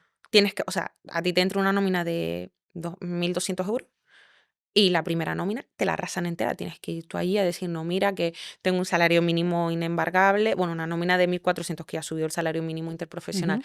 Mira que tengo esta nómina, que no me puedes embargar todo, me tienes que embargar esto, pero de primera, si tú no comunicas nada, yo estuve trabajando en Hacienda, en la Hacienda Tributaria Canaria, y yo era la persona que derivaba la responsabilidad. Y con una tecla, hacía así y embargaba datáfonos, embargaba cuentas bancarias con una tecla. Que a eso viene. La Agencia Estatal y la Tesorería General de la Seguridad Social tienen mejores tecnologías que la Administración de Justicia. Por algo será. Por algo será. Y por eso te digo que hay que ser empáticos con los jueces y con la Administración de Justicia también. ¿De por qué es tan lenta? Pues porque no tienen los medios muchas veces. No tienen los medios. Ahora se ha hecho una reforma para deficiencia, vamos a ver, porque eso habrá que hacer, eso va a llevar años para que se pueda hacer lo que se pretende, se reajuste. ¿Cuánto tiempo más o menos de media se lleva un proceso de ley de segunda oportunidad? Mira, antes con la ley antigua se te podía pasar 5 años, 7. Ahora, entre 4 y 8 yo pongo de media desde que sale el auto de declaración de concurso, pero yo he conseguido muchísimas en 2 meses y medio. La verdad es que los jueces están yendo muy rápido. Los jueces están yendo súper rápido, los oficiales también y los letrados de la Administración de Justicia lo están haciendo muy rápido y muy bien. Son juzgados de lo mercantil, ya no son juzgados de instancia y son juzgados que están especializados en esto. O por lo menos deben estarlo. Y están yendo bastante rápido. Hay de todo, hay juzgados más lentos que otros, pero en general lo están haciendo bien. Por lo menos Canarias lo está haciendo muy bien. O sea, yo no me puedo quejar de la rapidez de Canarias porque está yendo muy rápido. Y en Canarias es donde precisamente más concursos de personas físicas hay. Sí. Es como, ¿por qué no se habla de esto más? Porque la gente no sabe que tenemos una herramienta para una segunda oportunidad. ¿Sabes? Porque sí se habla, pero se habla desde la propaganda. Es decir, hay divulgadores que hablan de esta herramienta, pero te la venden como propaganda. Libérate de tus deudas, no sé qué, no sé cuánto. No se paran, como yo a lo mejor, que yo hacer no un me lo contenido creo. más informativo. Cada vez que yo he escuchado Libérate de tus deudas, es como siempre tengo como reticencia a ese mensaje. Efectivamente, yo también. Yo también porque es propaganda. Porque como decían mis abuelos, nadie da duros por peseta. Suena Efecti- muy antiguo esa frase ya, pero tú dices, ¿qué me van a perdonar? ¿Cómo es posible, no? Es cuando tú me dices 12 millones o 7 en tu caso demostrable. Ujú. Como te entran ganas de decir, ¿y cuál es la letra pequeña? Porque queda alguna letra pequeña cuando a ti te perdonan. ¿En qué situación a ti te dejan para reiniciar tu vida? Tú te quedas totalmente libre y hay un artículo en la ley que dice que se expedirá mandamiento a las entidades financieras para que procedan a cancelarte pues, del Banco de España, de ficheros de morosos y demás. ¿Qué pasa? Que muchas veces ni se enteran o ese mandamiento no llega y demás. La persona lo que tiene que hacer y lo que yo le recomiendo es circularizar, es decir, mandarle el auto a las entidades financieras que también pueden pasar de ti. Pero el truco, ¿cuál es? Banco de España. Tú, deuda por deuda, vas presentándole al Banco de España el auto. Lo puedes hacer por sede electrónica. El Banco de España te va a responder, mira, aquí no es. te estás equivocando, díselo al banco. Pero ¿qué hace el Banco de España? Que esto es otro truco que no sabe mucha gente. Le está mandando automáticamente una carta al banco diciendo, mira, que fulanito me ha presentado esto. Entonces ya, como es el Banco de España, lo respetan más y proceden a la cancelación. Y en el ASNEF lo que tienes que hacer es meterte a través de la plataforma que lo gestiona, que es Equifax, no es otra, es Equifax. Si ven otra y que les cobra dinero, es falsa, ¿vale? Es trucha. Tienes que ir a Equifax, soluciones.equifax.es creo que es, o consumidores.equifax.es, que hay varias, y ahí solicitar la cancelación. También se hace online. Te registras en la página, aportas el auto, un solicito, tu DNI y proceden a cancelar. ¿Se queda como antecedente el haber sido deudor? Esto quiere decir, ya, imagínate, mañana vuelvo a pedir un crédito, aun actuando de buena fe, vuelvo a endeudarme y no puedo pagar. ¿Te podrías volver a coger una ley de segunda oportunidad o ahí ya tienes antecedentes de que una vez actuaste de buena fe y se te perdonó, pero ya otra vez no hay perdón? Sí hay perdón. Si es sin plan de pago, es decir, se te exoneró 100% si tú tienes nada que pagar mensualmente, 5 años te espera. Y si hubo plan de pagos y lo cumpliste fielmente, 2 años te espera. Así que sí, puedes volverte a equivocar y darte una tercera oportunidad. Oportunidad. Sí, te puedes volver a equivocar. La ley, evidentemente, el juez Wow. mirará con muchísimo más ojo esa solicitud. Claro, por si había mala fe o has actuado sabiendo ya que había perdón. Exacto, el juez ahí te va a pedir un montón más de data. Hará averiguaciones patrimoniales en el punto neutro, que muchos ya lo hacen de forma automática, otros no, pero ahí ya seguro va a haber una averiguación patrimonial al punto neutro judicial, seguramente te va a pedir muchísima más información adicional a la que normalmente se pide, porque está legitimado para ello, está legitimado. Algunos sí tienen más el criterio de decir, mira, tú apórtame lo mínimo, que si el acreedor no se opone, esto no es problema mío. Yo he visto que aquí hay buena fe y te perdono. Pero hay otros que no, hay otros que son un poquito más rígidos y lo entiendo también. Porque no es un regalo, es un derecho. Y tiene que ver que te lo mereces de verdad. Porque antes me hablabas del caso, ¿no? Era un ejemplo, te compras un coche. Imagínate que te compras un coche para trabajar, tienes un accidente, vuelves, necesitas comprarte otro y ahora empiezas a tener problemas para solventar esa deuda. Si entra la ley de segunda oportunidad y yo tengo un coche que no puedo pagar, yo pensaría, me van a quitar el coche. Pero con esta ley, ¿te perdonan la deuda y tú sigues manteniendo el coche?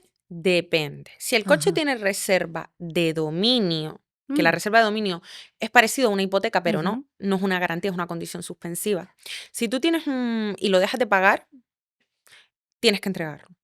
Pero si no lo dejas de pagar y dejas de pagar el resto de cosas, te lo puedes quedar. Ah, vale. Te lo puedes quedar. Y si el coche está libre de carga, ya lo tienes pagado o lo cogiste con un préstamo que no Ujú, estaba ligado a una reserva de dominio, es decir, pediste un préstamo personal a tu banco, fuiste a la casa de coche y lo compraste así, que así es como yo recomiendo hacer las compras de vehículos, no comprar nunca con la financiera de la casa, sino comprar con fondos propios que te busques como tú quieras, ya sea con préstamo personal ujú. o tus ahorros, y comprarlo para no tener esa reserva de dominio.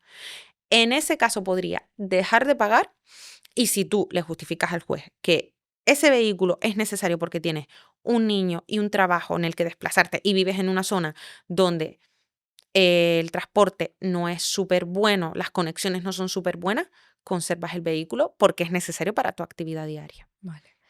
¿Y qué diferencia hay de esta ley con el concurso de acreedores a nivel empresarial? Realmente los procesos son Ajá. distintos y el libro en el que están regulados es el mismo libro, son 755 artículos, pues bueno, el concurso de acreedores está en el libro 1, el concurso de personas físicas en el libro 2 y las micropymes y autónomos en el Ujú, libro 3, ¿vale?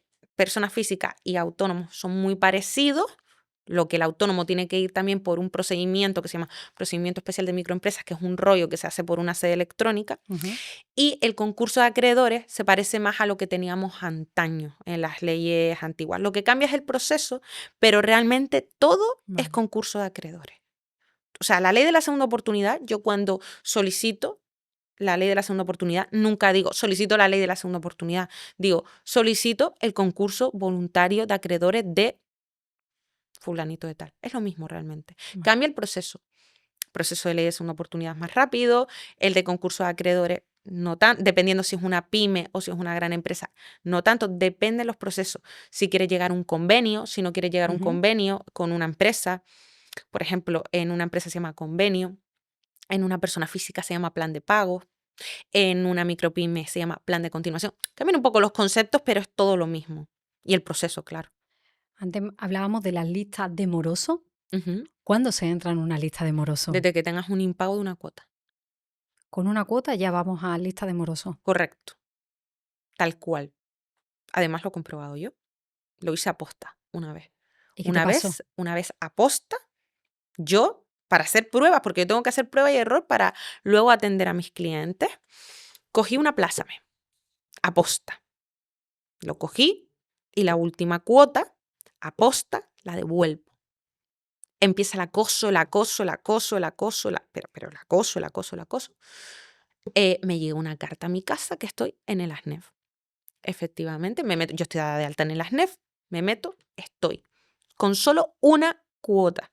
Luego cogí, hablé con los de Aplázame y les dije, miren, acabo de ver qué tal, díganme dónde hago el pago y no sé qué, no sé. Hice el pago y se me quitó de las NEF en 15 días. Comprobé si lo que decían era verdad y me sacaron de las NEF. Hice esa prueba. Pero es como curioso, solo una cuota y ya Hmm. estás. Era la última, además. Espera que fuera la última, a ver qué pasaba. A ver si se olvidaban, si no lo hacían, si tardaban, en plan un año. No, tardaron un mes. Bueno, es una buena herramienta de presión. Sí. Porque cuando estás en esta lista, ¿qué consecuencias tienes? Bueno, que no te dan ni una línea de teléfono. Se mete Telefónica, no te da una línea de teléfono, no te da un router, para empezar. Y se meten continuamente. Yo he visto que se han metido a mirarme en el ASNEF un montón de veces. Yo, ¿para qué? Si yo no estoy pidiendo crédito.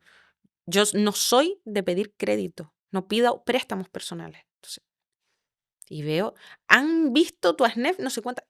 ¿Por qué? No lo entiendo. No lo entiendo. Y a priori debe ser fácil salir, Sí, es pero hay fácil. mucha gente que le cuesta.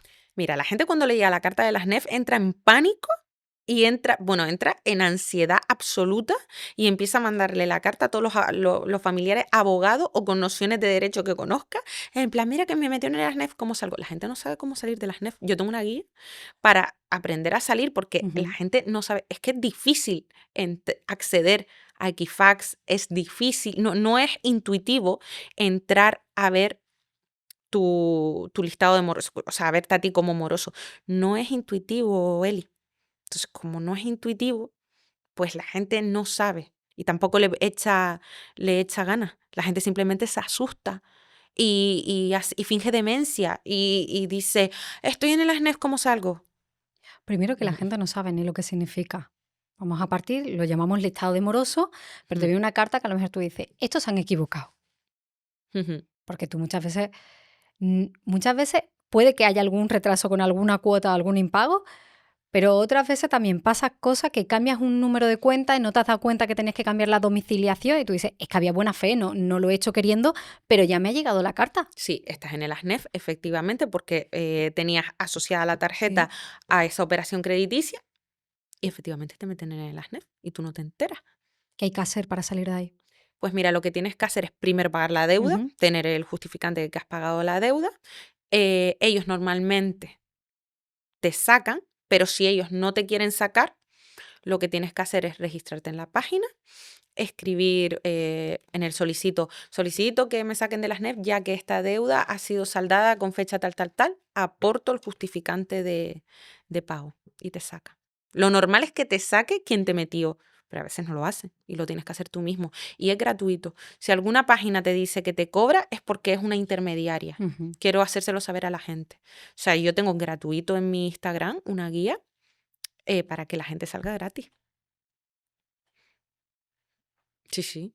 Es que aquí se va poniendo cada vez Mm, más interesante porque después tienes también, si tienes también algún error y no pagas los seguros sociales, y esto va por la parte del gobierno, tus clientes, tus mejores clientes reciben una carta diciendo esta persona tiene un embargo Y ojo, y tú dices, es que a lo mejor ha habido un error ese mes, no te perdonan ni un mes. O sea, Sí. no hay beneficio de la duda No, con no, las no. deudas. No, total. A lo mejor te tenía que entrar, no sé, un confirming tal día, para pagar los seguros sociales, el confirming se retrasó o tú pediste un cambio de cargo de cuenta y no lo registró la Tesorería General de la Seguridad Social y luego vete a reclamar. Y ya te digo yo, que luego te viene con el recargo del 20%, te viene y ahí empieza la bola de nieve. Y no solo eso, nuestro caso ha sido, llegó hace un par de años, Ujú. fue por un error de nuestra gestoría en el pago de seguros sociales. Algo pasó que no sabíamos, llega a los clientes una carta inmediatamente, pero es como, pues si yo tengo dinero en la cuenta, no es que no queramos pagarlo, Ujú. llega directamente, mejores clientes un embargo, y un inmueble que teníamos aparece como que ha tenido un embargo.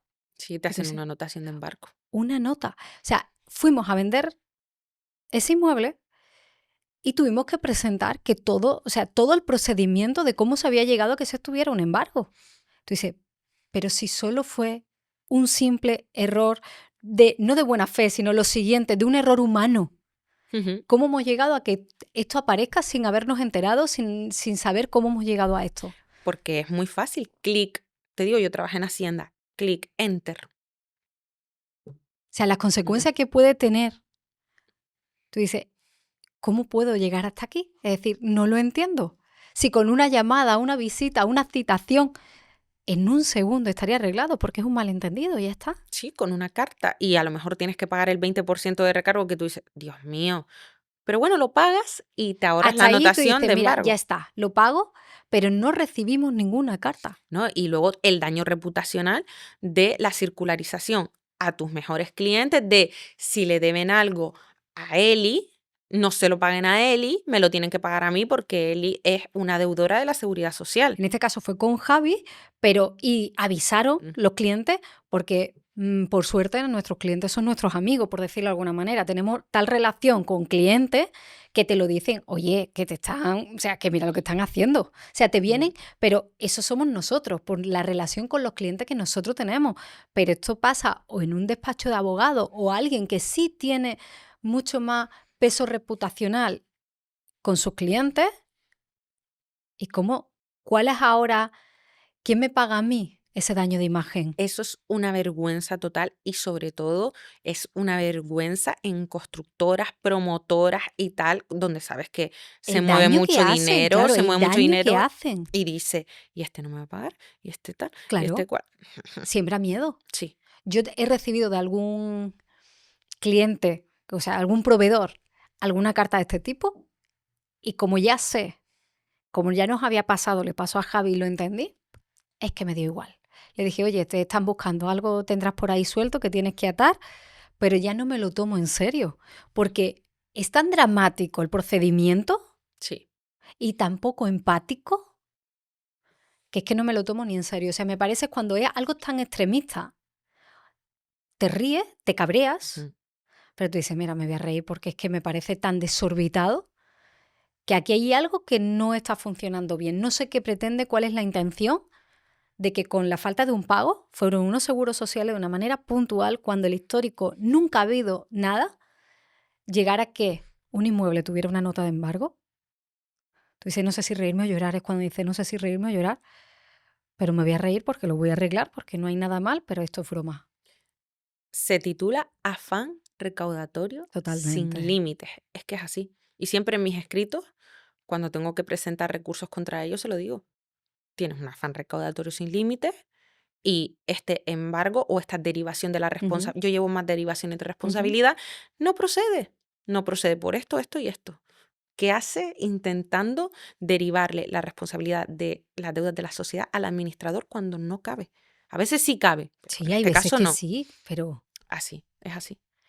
de toda la experiencia profesional que tienes, si tuviéramos que traer nuevamente educación financiera, ¿cuáles serían los trucos para ciudadanos regulares que deberíamos aprender, como si tuviera que pedirte un decálogo de puntos para qué, tips sobre educación financiera, para que podamos contribuir un poquito a que sepamos relacionarnos mejor con el dinero, con la deuda y con la vida? Bueno, vamos a empezar por hipoteca y préstamos personales en distintos bancos, nunca en el mismo. Porque si tú tienes todo en el mismo banco, les estás dando todo el poder sobre tu dinero. Mejor que no sepan ni cómo me llega todo mi dinero, ni cuánto dinero tengo globalmente, ¿no? Exactamente. Si también puedes tener algo ahorrado en otras cuentas de otros bancos, muchísimo, Genial. muchísimo mejor. Esa una. Luego, no gastar más más de lo que tienes. Es decir, no endeudarte con algo que sea innecesario que no puedes pagar. Es decir, no te compres un bolso de Louis Vuitton a plazo. Nunca. Es decir, si te compras algo de eso, tienes que pagarlo de una. O sea, tienes que contar siempre con el dinero en tu cuenta. Si luego lo quieres aplazar por lo que sea, hazlo, pero ten el dinero en tu cuenta porque no sabes lo que va a pasar. Tienes que hacer análisis, tienes que hacer planificación y tienes que protegerte. Analizar si te lo puedes permitir y si realmente es necesario o no. Planificación, ¿para qué lo quiero? ¿Me va a dar algún retorno? ¿No me va a dar algún retorno? ¿Es para una inversión? Si es para una inversión, ¿cuándo tendré ese retorno? Como dije antes. Y luego protegerte. Por lo menos ten 3 meses, si no lo puedes pagar entero porque a lo mejor era la inversión de un negocio, ten 3 meses de ese pago preparado, guardado, para que tengas 90 días para ver cómo te lo quitas de encima, bien sea el traspaso de un local, bien sea vendiendo si es un bien mueble o un bien inmueble lo que adquiriste y no lo puedes pagar, por ejemplo, una segunda hipoteca que no puedes ir con ley de segunda oportunidad, lo que sea. Tienes que tener al menos 3 meses para poder tomar decisiones. Esa es la protección. Y por supuesto, el resto de tu dinero en otro banco. O sea, tener ese préstamo ahí y el resto de tus cosas en otro lado. Esos serían los tips más básicos. O sea, análisis, planificación, protección. ¿Y nos casamos en separación de bienes o en gananciales? Mira, yo aquí te voy a decir que depende. Casi todo abogado te dirá mejor separación de bienes, Sí. no sé qué, el 99% de los abogados. Pero las relaciones no se basan en el dinero, se basan en el amor. Y te voy a explicar una cosa. Eso así. Y te voy a explicar una cosa. A veces hay familias en las que uno de los dos no trabaja, se dedica al hogar, o sea, no trabaja en la calle, ¿vale? Se dedica al hogar, se dedica a la crianza de los niños y se dedica pues a que todo vaya perfecto, a todas las gestiones. Y la otra parte trabaja por cuenta ajena, ojo, no es autónomo, porque si es autónomo, aunque la otra parte no trabaje, sí recomiendo una separación de bienes por si te viene seguridad social o hacienda, porque responde solidariamente el otro. Pero si es una persona que trabaja por cuenta ajena y puede mantener a su familia, a mí me parecería injusto obligar al que no trabaja a casarse en separación de bienes, porque esa persona ha contribuido al éxito financiero de la otra. Porque gracias a esa persona que ha cuidado niños, que ha estado en Sí, casa, totalmente. que ha estado en casa, ha contribuido a que tú seas más grande y seas más rico. Entonces, en determinados puestos de cuenta ajena, por ejemplo, el CEO de una empresa, directores de departamento, pilotos, estibadores, gente que tiene buenos salarios, y que han logrado esos puestos porque han dedicado muchísimas horas al trabajo, si están casados, no veo correcto que si la otra persona le ha ayudado, esté casado en separación de bienes. Además de que tiene una ventaja en IRPF, porque al hacer la declaración conjunta, pues te ahorras un poco más. Ojo, si es por cuenta ajena, que por cuenta ajena no se prevé que vayas a tener nunca problemas ni con la seguridad social ni con Hacienda. En cambio, si eres un autónomo, para proteger tu patrimonio, sí te recomiendo la separación de bienes y a lo mejor comprar los bienes a nombre de tu pareja o no. Ya luego se verá cómo se hace. Si eres autónomo, sí. Y si los dos trabajan, ahí sí también te digo separación de bienes. ¿Por qué? Porque no es lo mismo la actividad de uno que la actividad de otro. A lo mejor uno es autónomo y el otro es cuenta ajena. No es lo mismo la tributación. Uno puede ahorrarse más, o sea, se optimiza más los impuestos que hacerlo conjunto. Hacerlo conjunto me parecería una locura. En mi caso, mi marido y yo somos los dos autónomos, actividades totalmente distintas. Jamás podríamos mezclar nuestras actividades y lo hacemos de forma separada. Y otra cosa, tip súper importante, que quiero que toda tu audiencia lo sepa. Aunque estés casado en separación de bienes, y haces la renta de forma conjunta, si por lo que sea te viene una multa de Hacienda, la otra persona, aun casada en separación de bienes, responde solidariamente. Lo dice la Ley General Tributaria.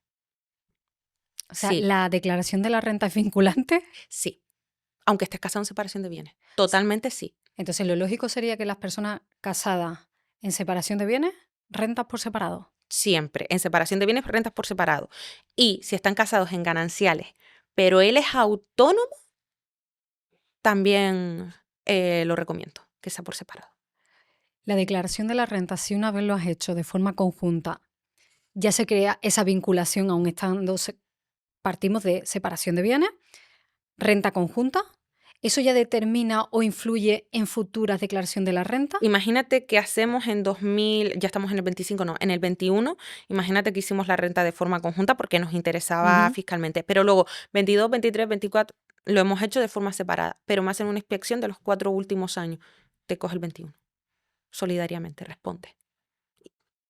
Y no sé si intentarán meterte todos los años y luego tengas que pelearlo en el contencioso, que igual hasta lo intentan por ese afán recaudatorio, pero el 21 seguro, esos 4 últimos años atrás. Entonces, no solo es hago la renta y veo si fiscalmente me devuelven más o menos, porque así lo he hecho yo. ¿Juntos cuánto sale? ¿Separado cuánto sale? Nosotros siempre nos va mejor separado. Estamos casados en separación de bienes. Pero ese ha sido el criterio único que nosotros hemos seguido para hacerlo conjuntamente o de forma separada. Nunca había tenido esta lectura. Pues mira, ahora lo sabes, yo me enteré de forma casual porque un señor que había tenido siempre una vida muy holgada, casado, en separación de bienes hacia la renta conjunta con su mujer, que era ama de casa, y la mujer respondió por todo también. Y me tocó defender eso. Lo que luego ya salí de esa empresa y no sé cómo acabó, pero yo llevé esa parte y ahí lo descubrí. Y eso casi nadie, te digo, lo saben los expertos en fiscalidad y... No, claro. Yo me estoy Exacto, enterando ahora. pues sí. ¿Tienes algo más de este tipo de información que casi nadie sabe, pero que hoy que estamos aquí a descubierto podemos poner encima de la mesa? Mm, ¿De qué ámbito? ¿Qué nos afecta al bolsillo del ciudadano? ¿Qué duele? Que duele. Siempre decir no a las comisiones. Se puede decir no y que el banco te acepte un préstamo sin comisiones, que te abra cuentas sin comisiones, ¿vale? Siempre, ¿Súper? siempre niégate. eh, ¿Las y cuotas de mantenimiento? las, Se- las cuotas de mantenimiento, Cuando abres una cuenta en el banco, cada mes, cada trimestre te pasan una cuota de mantenimiento que le llaman. vale, Que hay vete al veces banco que si y, llama, te la quitan. exacto. Yo lo que hice cuando me lo hicieron, fui al banco y le dije, ciérrame la cuenta. No tenía, bueno, tenía un dinero ahorrado bien y le dije, transfiéreme aquí y ciérrame la cuenta. ¿Qué? ¿Qué? No, no. Me lo quitaron. O sea, siempre, el truco es siempre pedir. O sea, gracias por abrirme los ojos porque ya no me venía ninguno más, pero el truco es siempre pedir. El truco es ser un martillo pilón en la vida. En la vida nunca te quedes con la primera opción. Nunca. Esto es esto y ya está. A ver, si vas a alzar así, no, son precios, es Sí, PVP, PVP, vale. Tiendas como Inditex y eso es PVP. Pero, por ejemplo, vete a tiendas locales donde hay 10 perfumerías juntas que no sean el Primor y las grandes, sino perfumerías de pueblo. Vete a ciertas zonas, hay muchas perfumerías, sobre todo en las zonas turísticas, un truco. Y a lo mejor tal perfume aquí está 20 euros más barato que en el otro lado. O en el otro lado, enséñale la foto y verás cómo te lo dejan al mismo precio y te hacen un regalo. Esas cosas pasan. Te estoy hablando de tiendas pequeñas, de tiendas de minoristas y tal. Entonces, nunca te quedes con la primera opción. Siempre negocia. Siempre. O sea, si te dicen la casa vale 150.000, te ofrezco 125. Y ahí vas llegando a un punto medio donde los dos se sientan cómodos. Pero siempre en una negociación, el truco no es que uno se quede en un 70 y otro en un 30, que uno ganó en un 70% y otro en un 30%. No.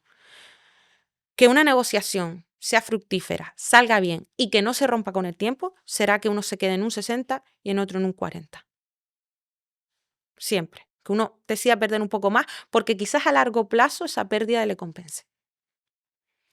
Marisabel, ha sido un placer que nos haya abierto los ojos de esta manera, que nos hayas traído más trucos. Ya tuvimos versión 1, Juan Aro, hoy tenemos contigo otra versión, que al final son esos trucos, como decía antes, hay que truquear. Simplemente hoy el truco estaba en abrir el libro por una página que no nos habían enseñado. Seguramente hay gente que me va a decir en los comentarios que sí lo conocía. Quizá yo, por suerte, no me he enfrentado a ninguna situación extrema de tener que ver cómo salgo de una deuda. Tengo deuda y voy pagándola, pero hoy me siento más tranquila de entender que en este caso ha sido Europa quien nos ha tendido una segunda oportunidad, y agradecer que perfiles profesionales como el tuyo se especialicen en darle a las personas una segunda oportunidad.